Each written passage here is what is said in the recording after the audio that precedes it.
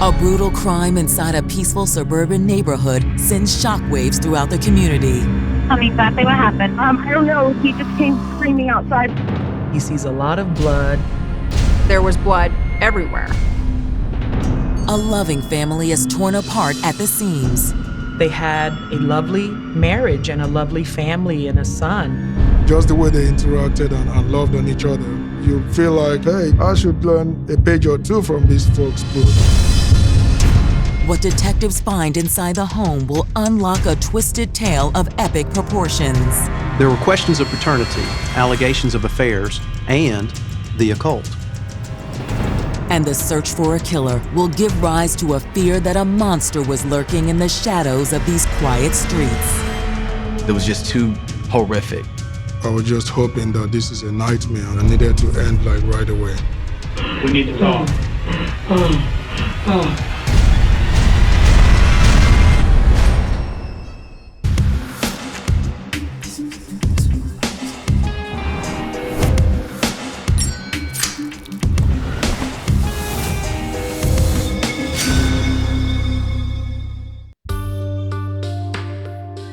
June 16, 2010. It's a warm spring morning in Tampa, Florida. But on one quiet suburban street, that balmy tranquility is about to explode in a powder keg of fear and mayhem. This man ran outside in a panic, yelling for help, and neighbors immediately were alerted to something was going on. He's wearing only a pair of boxer shorts. I need help! Mama's having a heart attack! He said his wife was having a heart attack. Help! Go! Emergency dispatch, what is the address of the emergency? Is my neighbor's wife having a heart attack? Moments later, paramedics arrive on the scene. Inside the residence, they find the homeowner, 52-year-old Olufemi Ademoye, standing over the body of his wife, Juliet, trying in vain to resuscitate her. Are they doing CPR or something? He's trying to. Oh my God, that's horrific. There he is, pumping her chest, doing CPR on her.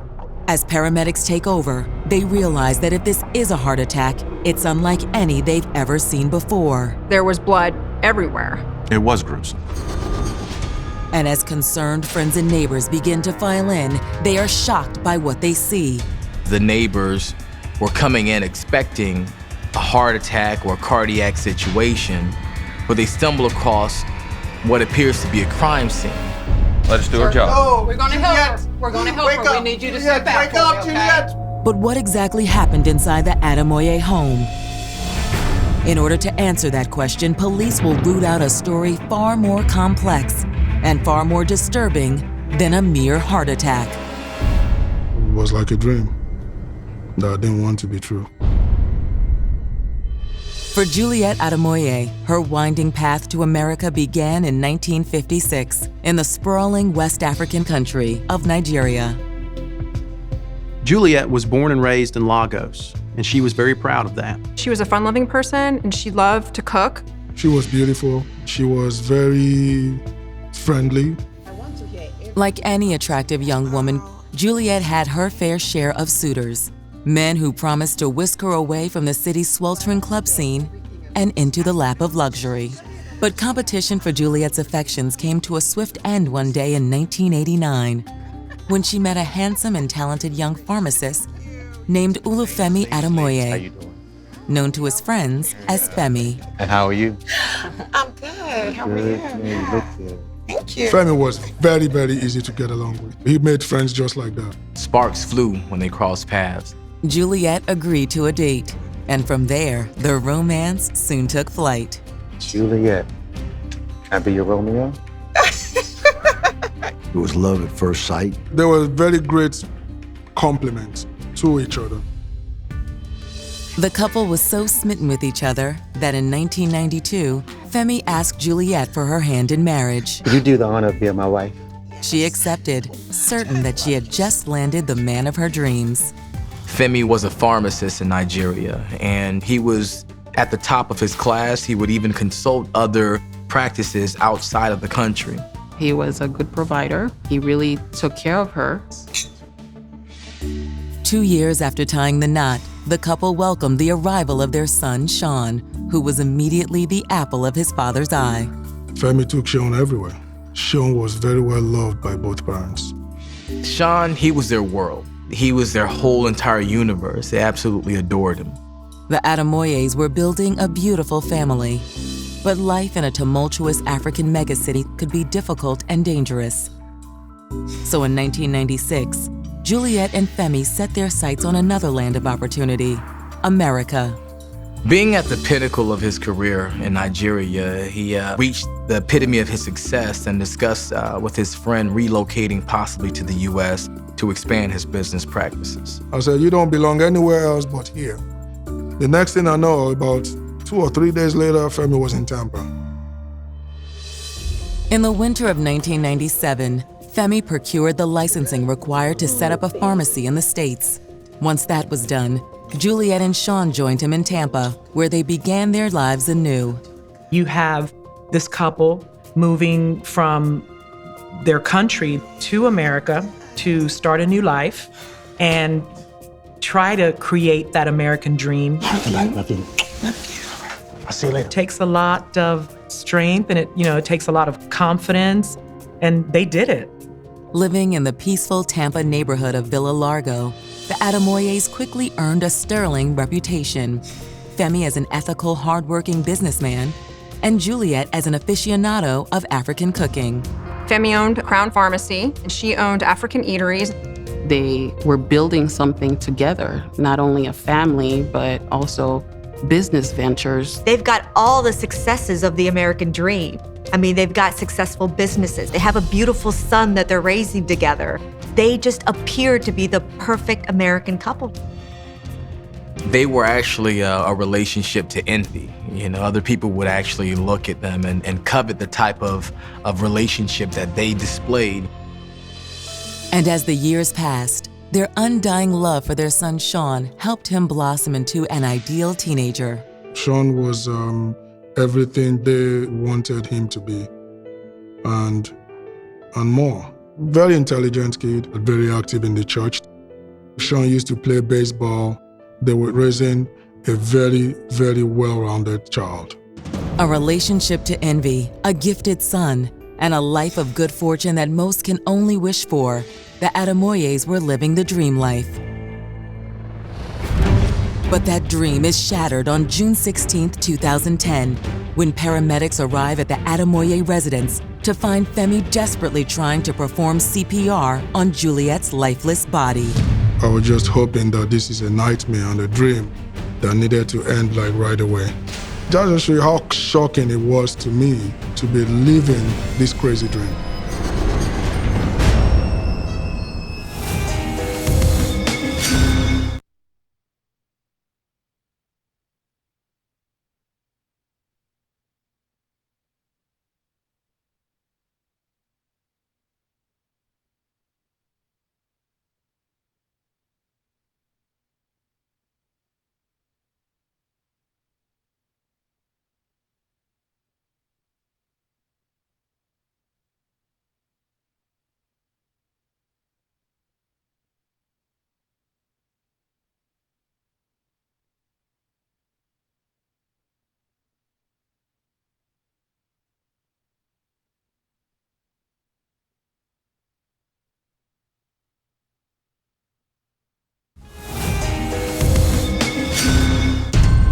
In the still morning hours of June 16, 2010, residents in the idyllic Tampa neighborhood of Villa Largo are shocked to discover a panicked and shirtless Femi Ademoye in his front yard begging for help.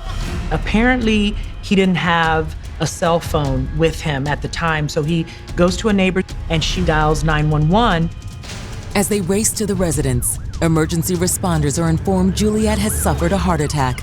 But the scene inside the Ademoye home is far more gruesome than your average cardiac arrest. It's clearly not a heart attack. The neighbors say he was performing CPR and it already looked like Juliet was gone. Rigor mortis had already set in her body. Femi appears so distraught that EMTs must forcibly separate him from his wife. That is a lot for a partner to take, coming and finding your partner lying down in a pool of blood. We need to work. Juliet, we need you to Juliet! He was detained in order to be able to control him because he was hysterical. Thankfully, the Ademoye's 16-year-old son, Sean, isn't home to witness this horrific sight. At this point, when all this happened, Sean was already in Europe, in France, on a school field trip. At approximately 9:50 a.m., police arrive on the scene. Like EMTs, they question why, if Juliet had suffered a heart attack, is there blood everywhere? I haven't seen one like this in a long time. High splatter marks in the upper corner of the bed. There was blood everywhere. There was blood all over the walls, the sheets. There was blood soaked into the mattress. There was a headboard that had blood staining on it.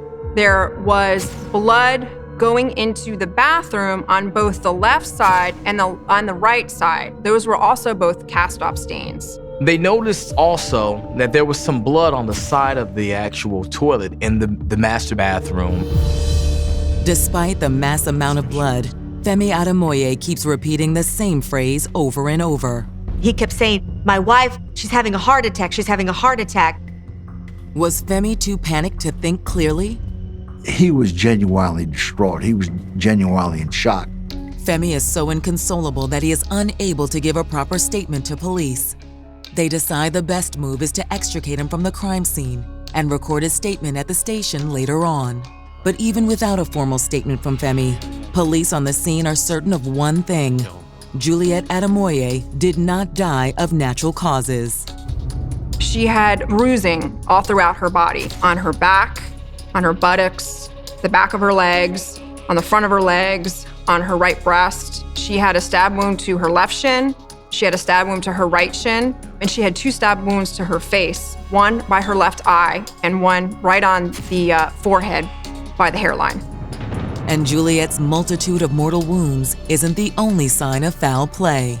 There was also a cross that was drawn in blood that was actually located on a pillow near Juliet's body.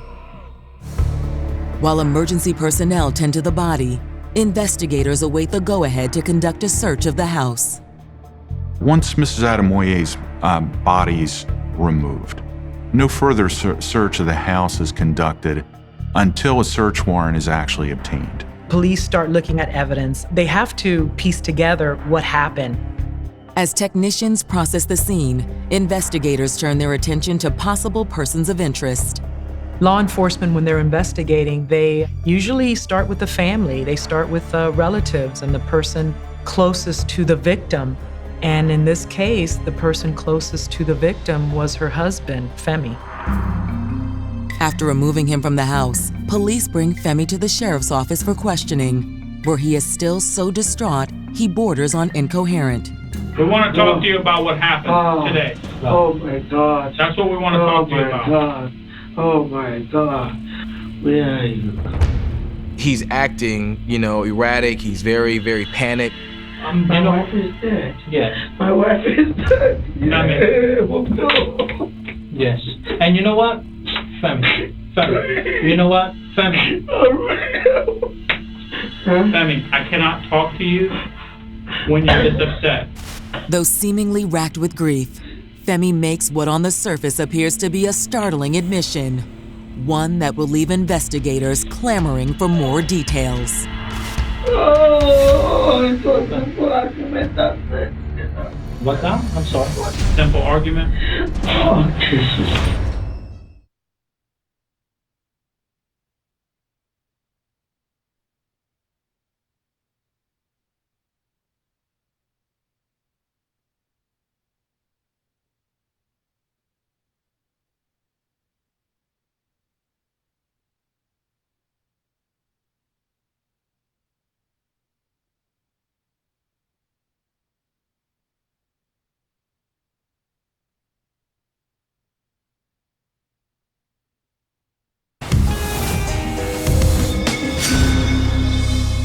I had just seen Juliet the previous day.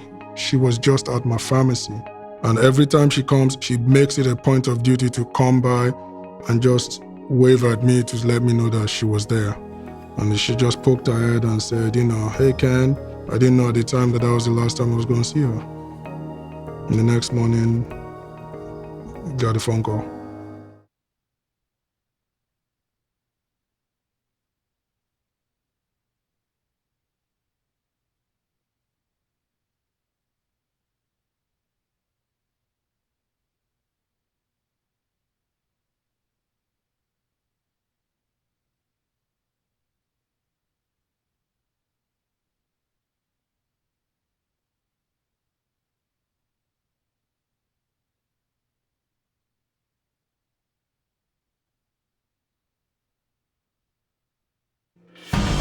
June 16, 2010. What initially seemed like an ordinary day in Tampa, Florida, has turned into a scene of heartbreak and death. 53-year-old Juliette Ademoye has turned up dead in her own bed, and the circumstances are baffling. There were no 911 calls that night from anyone. In the morning, again, no reports of any domestic violence, no reports of disturbances from the home. So police have to take that into consideration. While CSIs are processing the gruesome scene inside the Ademoye residence, investigators with the Hillsborough County Sheriff's Department are questioning Juliette's grief-stricken husband, Femi. Femi. Oh, I know you're upset. Although Femi's sense of loss is palpable, he eventually makes a tantalizing admission. Oh, so simple argument, that's it. What now? I'm sorry. What? Simple argument? Oh, Jesus. He admitted that he and his wife did have a fight. His story is basically that they began to argue. And at some point, he had gone into his son Sean's room just to go to sleep. Sean was apparently on a school trip. While the possibility of a marital dispute is an attractive lead for investigators, what Femi says next adds another layer of intrigue to the case. Later that night, I heard something. While he's tucked away in his son's bedroom, he does notice that the garage door opens and there's movement within the house, but he doesn't leave the room. He doesn't know what exactly is happening. Maybe Juliette left, maybe someone came into the home. He then falls asleep. And it's not until he wakes up the next morning around 9:30 and he realizes he's late to work. He's trying to find his cell phone. He's looking for, his cell phone. He stumbles across Juliette's body. He went into her room. He saw her, and he just panicked. There was blood all over the bed, and she seemed unconscious, and he began giving her CPR on the bed. Oh, baby, wake up! No! Given the fact Femi was sleeping in his son's room, detectives can't help but wonder if an intruder could have slipped into the couple's home that night without him realizing it. Femi wasn't acting like someone who had just violently beaten and stabbed his wife to death. He appeared truly devastated. Statements collected from Femi's neighbors seem to support the notion that he had nothing to do with his wife's murder. Witnesses say that when Femi left his home and ran to neighbors, he had on his underwear, and there was no evidence of blood anywhere on his clothing or on his body. The crime scene was absolutely horrific. So to see that in contrast to how clean he was, it just didn't make sense for them to equate him in her murder. While police continue their interview with Femi, back at the Ademoye's home, CSIs continue to analyze the crime scene. So one of the things that law enforcement will do is that they will check all of the doors and all of the windows to see if there's any evidence of forced entry. Investigators have to look at everyone in the family, and also, is this a burglary? Investigators are keenly aware that Tampa is no stranger to such occurrences. There is an increased likelihood that murder or violence would happen here. Tampa is also known for homelessness, for drugs, for trafficking. But a thorough examination of the doors and windows yields no signs of forced entry. While there's no sign of a break-in, it's still certainly plausible that Juliette could have inadvertently let someone in that evening.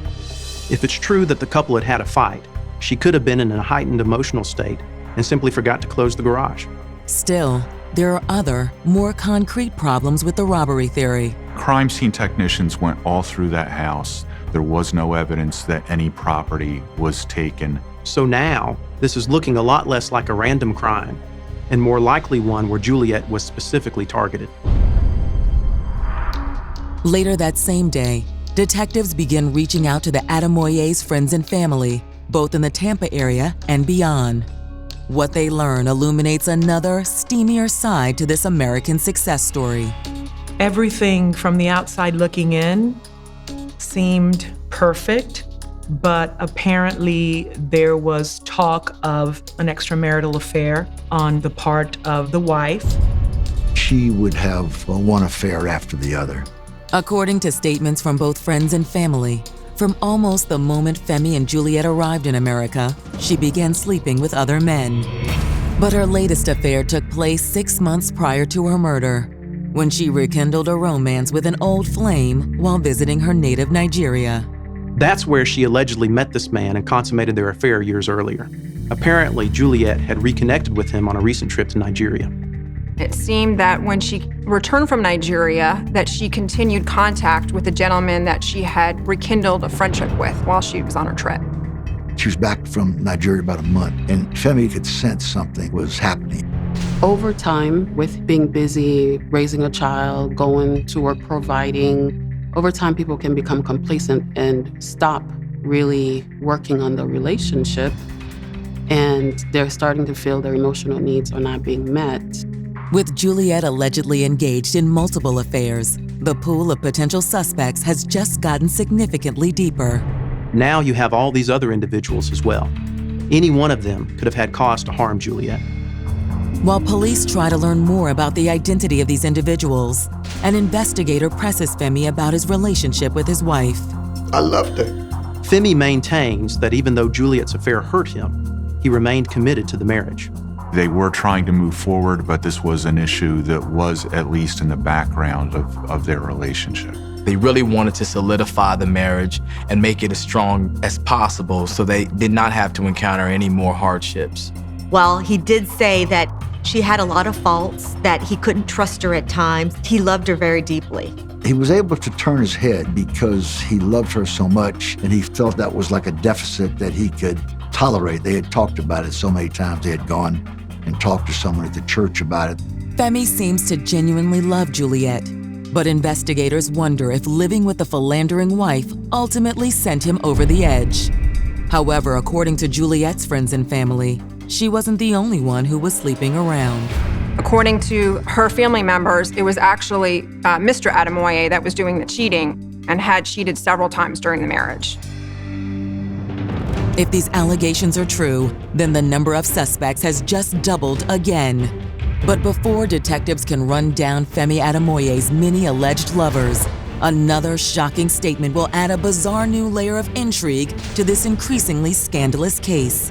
One that has less to do with jealousy and betrayal, and more to do with witchcraft, black magic, and one woman's desire to rid herself of all her shame and suffering.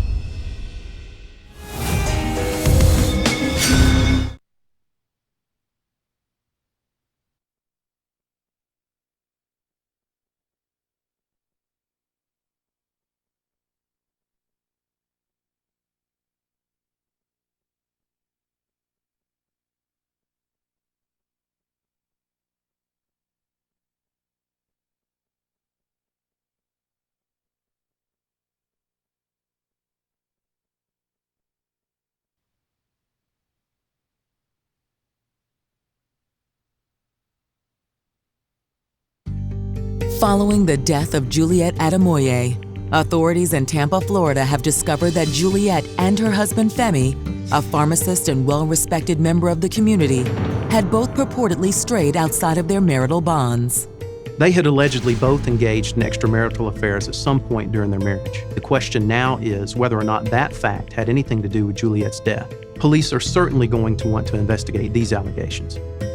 They have to look at everyone and all scenarios to find who did this, who caused this woman's death in such a violent manner.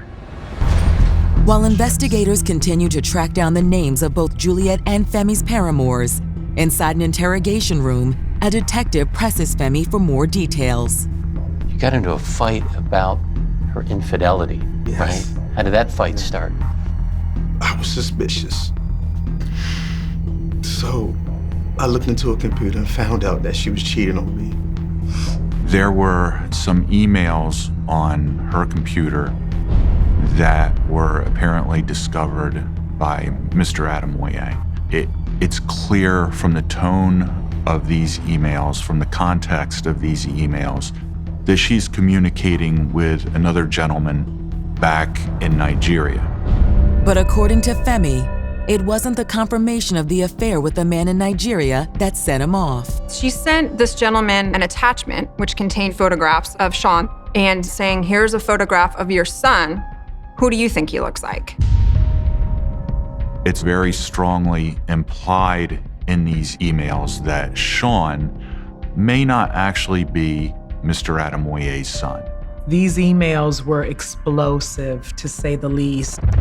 Heartbroken and defeated, Femi says he took dramatic action. He started calling family members, exposing her for the cheater that she was, letting people know all the details of what were in the emails. And that, to him, was the best revenge, was shaming her.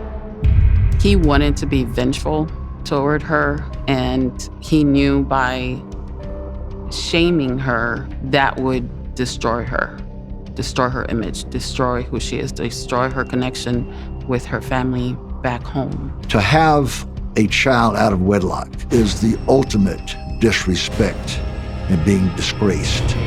No, I don't deserve this! Put the phone down! I do not deserve this! Put it down! But Femi admits the couple's dispute that night didn't end with the series of embarrassing phone calls to friends and family. There was an altercation, there was a bat.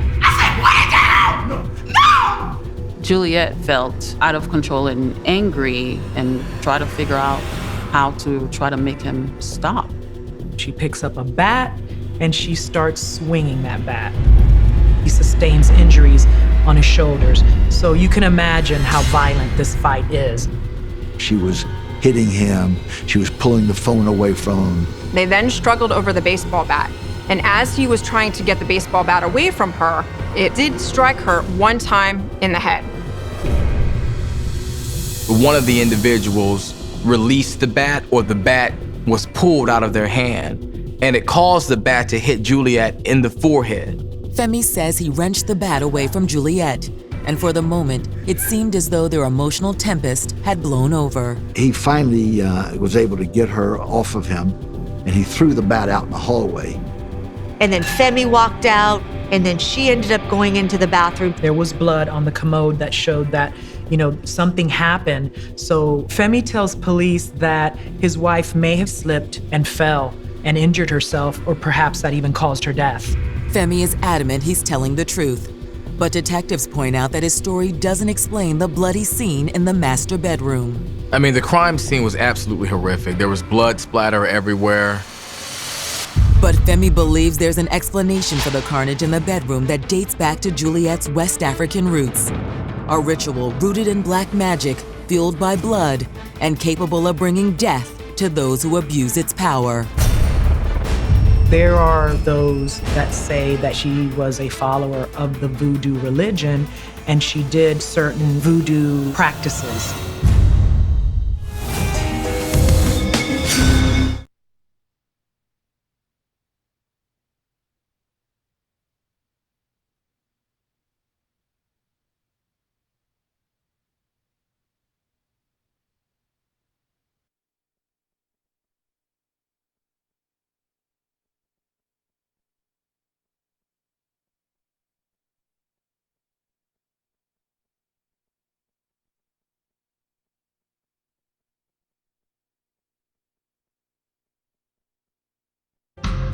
At the Hillsborough County Sheriff's Department in Tampa, Florida, Femi Ademoye has admitted to investigators that he and his wife Juliet got into a physical altercation the night before she was found brutally murdered in their master bedroom.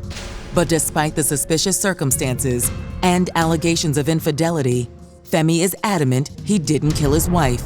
His story